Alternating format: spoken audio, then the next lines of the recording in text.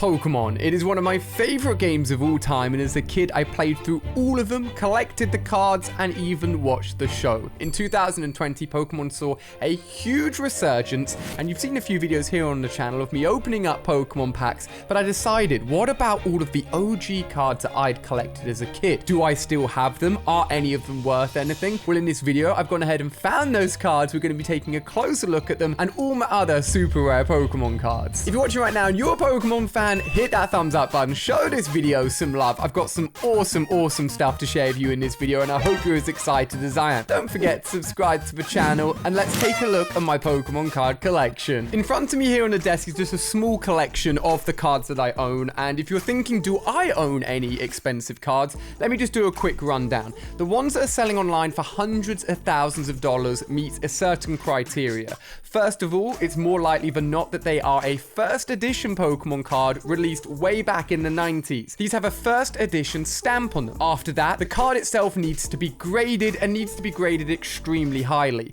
The most expensive cards are first edition, 10 out of 10 rated, and have been sent off to an official card rating company to be rated. If you do think you own any old cards though, it is well worth trying to find them and take a look, because you never know, you could have some extremely rare ones. What I do is, if a card's pretty rare, I put it in a nice sleeve which keeps it protected, so that if I do decide to ever get it rated, it's in a great condition. And if it's an even rarer card, like for example this rainbow rare card, it's in a sleeve and then also a top loader for extra protection. Here you can see some of the cards that I've pulled recently, and although all of these cards are awesome, these are the more recent, more modern cards, which even if they are literally the rarest cards in that set, they're not going to be worth as much as the original ones. These are the cards that probably going to be worth the most, which I've kept in storage. I've only pulled out recently to take a look at what I've got, and we'll go straight back there again. And if you're watching this and you're an absolute Pokemon expert, feel free to chip in the comment section and let me know if I've got anything in there that's even rarer than I realized. Now, my favorite modern collection, I think it's only fair to show off these cards because in the most recent releases, these ones are the most valuable and the hardest to get. There was apparently a likelihood of about 1 in 300 packs of pulling the cards I'm about to show you.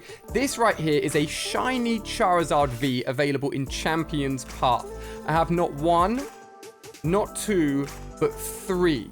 And that would mean I'd have to have bought about 900 packs on average to get these. I got 3 of these in about 70 packs. My luck is just on another level, and I'm very fortunate. My favorite, more modern collection to collect is Hidden Fates, which is all focused around shiny Pokemon. My favorite thing in Pokemon are the shinies, and I pulled the rarest card in the pack. Take a look at that. Shiny Charizard GX from Hidden Fates. This thing is extremely rare, and again, I didn't even open that many packs to get it. I'm just really lucky. I actually recently bought these 2 packs off of eBay that include 2 cards, including Shiny Metagross and Shiny Zoroark, that are only available within these bundles. They cost me a lot of money. These Hidden Fate packs are not cheap. So if you want to see me open these in the video, let me know. So I have these massive stacks of cards. I'm going to go through them and stop on the ones that I think are the most interesting. Ooh, this is cool. So you see this card here? Everyone knows that the Charizard card, the original one, is worth a lot of money.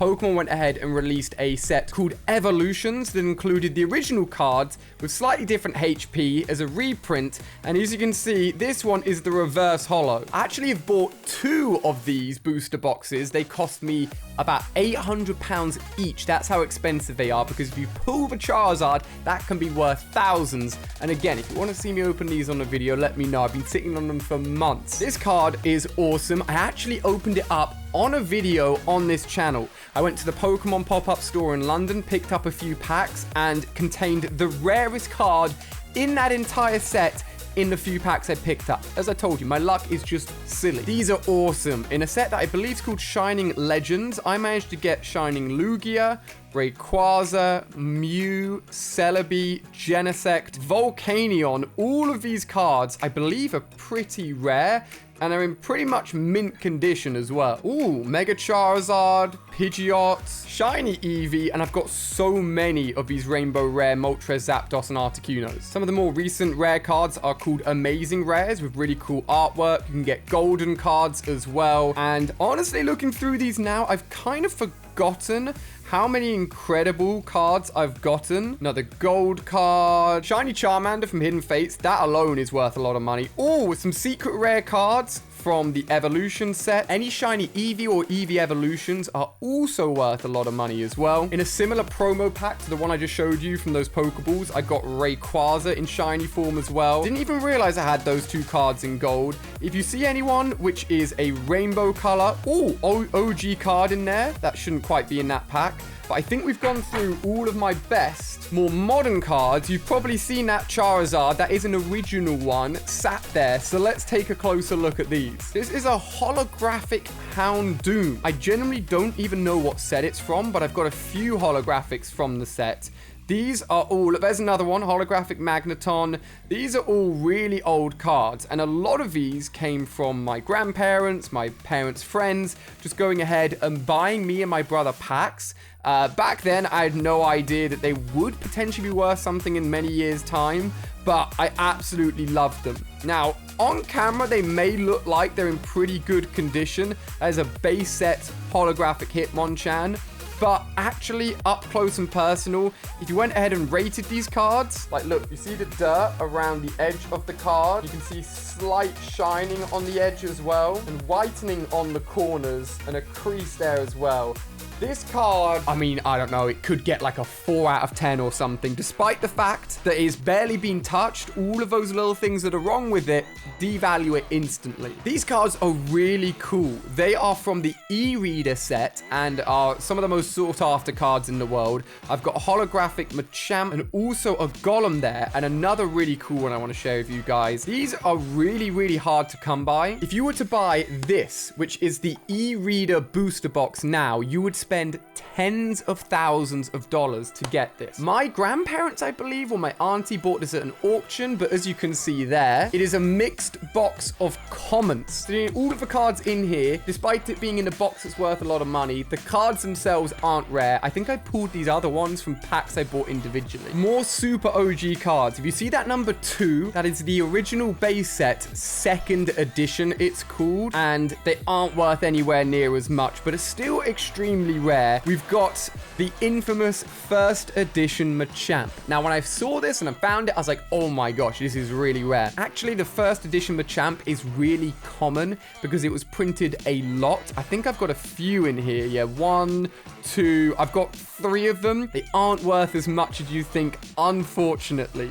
Carrying on, we've got, 1st edition Dark Jolteon. Okay, nice. A holographic Dark Magneton. These cards are hilarious. Look at these two. They look super fake. I thought they were fake. I almost threw them out. They're actually the rare holographic version that was available in one of the original sets. They are real, actually really rare.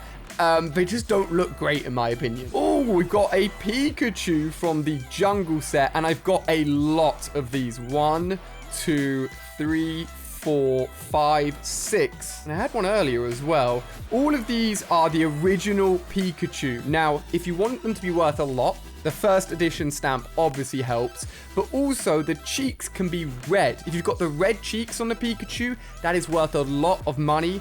All of mine are yellow, from what I can see, and none of them are in great condition, despite them being really old cards. Holographic Victory Bell, an e-reader Mewtwo, Dark Houndoom, non-holographic. Oh, and another Pikachu as well. We'll do these ones in reverse because these are probably my rarest. So we have got ourselves... Oh, look at this. I am so happy I've got this card. And I genuinely would say it's in pretty damn good condition. An e-reader holographic Dragonite. If this was 10 out of 10, I think it would be worth thousands. I don't think it is, unfortunately, but that's a really rare card, and really happy I've got that. Whatever this card is, it's in bad condition. Oh, an original holographic Poliwrath 2nd edition.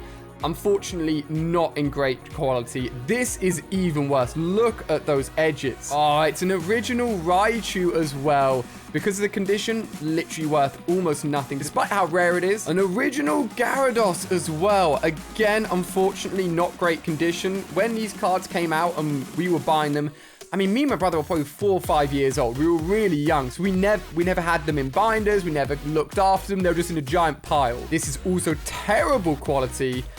Look at this. The big boy, Venusaur. Unfortunately, terrible edges, as you can see there. If I sent this off to get graded, it would 100% get 1 out of 10. As a result, it's really not worth anything, but it is super rare. That's definitely not all. Look at this. Holographic Blastoise, 2nd edition.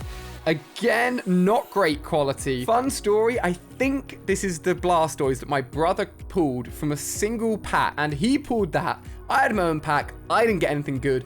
And I managed to convince him that it was worth trading for something like a Caterpie or a Weedle. We decided on the trade. I don't know how, but my mum stopped the trade from happening, somehow knowing that his Blastoise was a lot rarer than my Caterpie, and forced us to trade it back. Rightly so. So we got the Venusaur, we got the Blastoise, and, as I've secretly had on show for this entire video, an original Charizard. Now, if you take a closer look at this, it's not holographic. It's also not in great condition, and I thought this was fake. However, you see that little symbol there?